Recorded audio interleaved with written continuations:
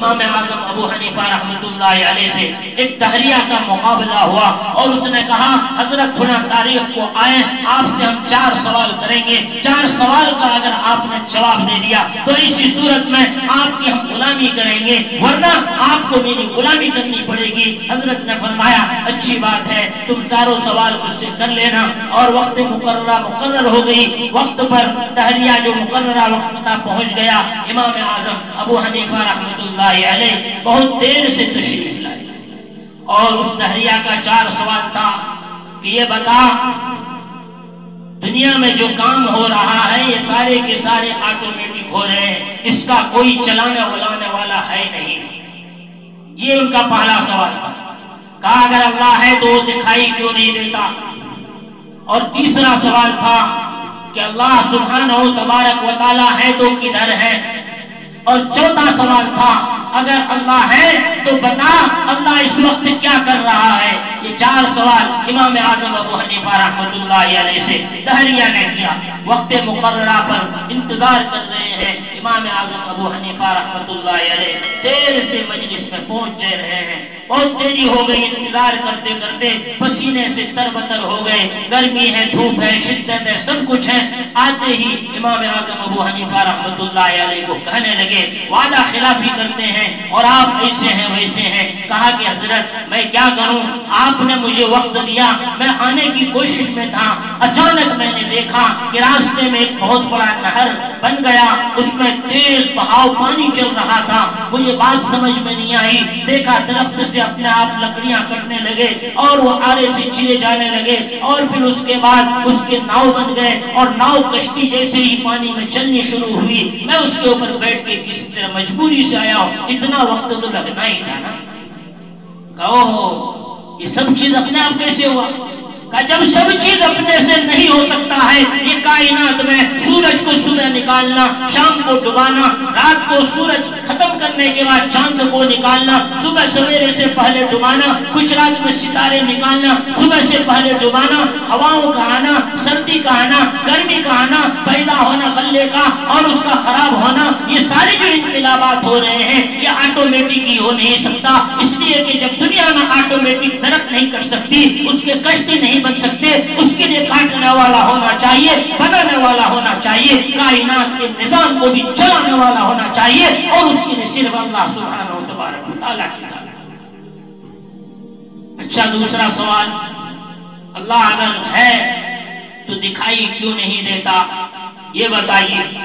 امام اعظم ابو حنیفہ رحمۃ اللہ علیہ نے کہا کہ ڈنڈا مجھے دیجئے، ڈنڈا ان کے ہاتھ میں دیا، زور سے ایک کھینچ کر لگایا، اوہ درد ہو رہا ہے؟ ہاں دکھاؤ کدھر درد ہو رہا ہے؟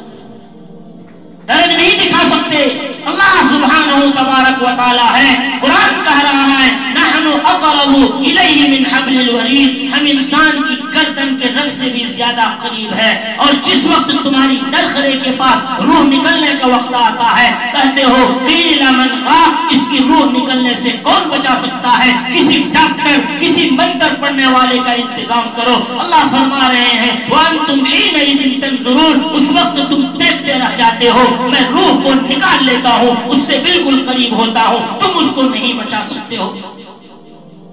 ویسے بھی انسان دیکھے اس کے بدن میں پیٹھ ہے، گردن ہے، وہ دیکھتا نہیں ہے، لیکن چونکہ اس کو معلوم ہے کہ میرے بدن میں پیٹھ ہے، گردن ہے، جیسے ہی شیشہ پیچھے لگاتا ہے، آگے لگاتا ہے، پیچھے کی پیٹھ اور گردن نظر آتی ہے، جہاں ہماری عقل کی رسائی ختم ہو جاتی ہے۔ قرآن و سنت کے دلائل سامنے رکھنا شروع کیجئے، اللہ کے وجود کے اوپر سینکڑوں دلائل آپ کو مل جائیں گے، اور کائنات کا ذرہ ذرہ چپا چپا اس بات کی گواہی دینے والا ہو جائے گا۔ جس طرح لا الہ الا اللہ محمد رسول اللہ لکھنے میں کلمہ آتا ہے، پودا جب شروع سے نکلتا ہے تو اس کے اندر بالیاں صرف ایک سوئی کی طرح ہوتی ہے، دوسرا پتا نکلتا ہے، اس طرح لا بن جاتا ہے، لا الہ الا اللہ کے کلمہ کا لا بن جاتا ہے۔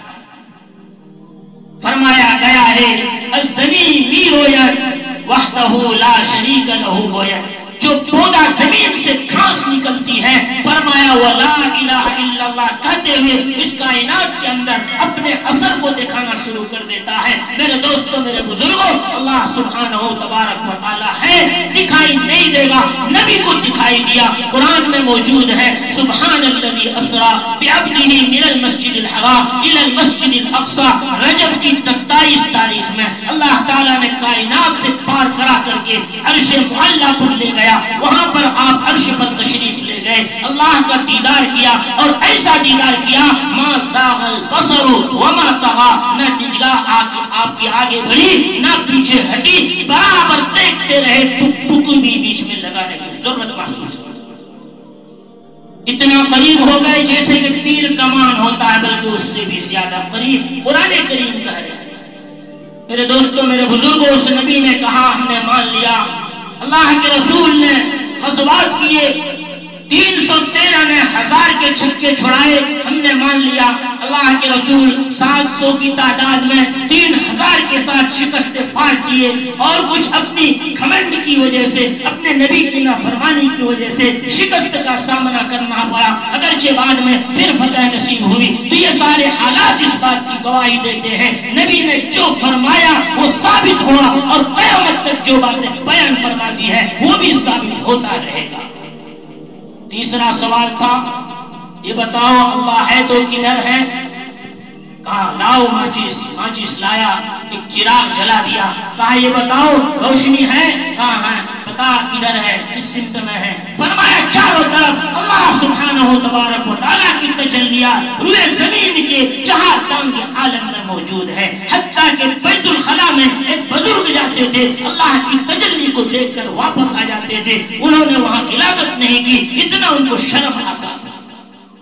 اگر یہ پردہ غیب انسان کے سامنے حاضر ہو جائے تو ساری چیز ماننے پر مجبور ہو جائے۔ نبی نے یہ سارے کمالات کر کے دکھائے، اور جس کے دل میں تزکیہ نفس آ گیا، جنہوں نے دنیا خطار کو دل سے نکال دیا، انہوں نے اپنے ہاتھ میں کنکر کی تسبیح سنی، حدیث میں موجود۔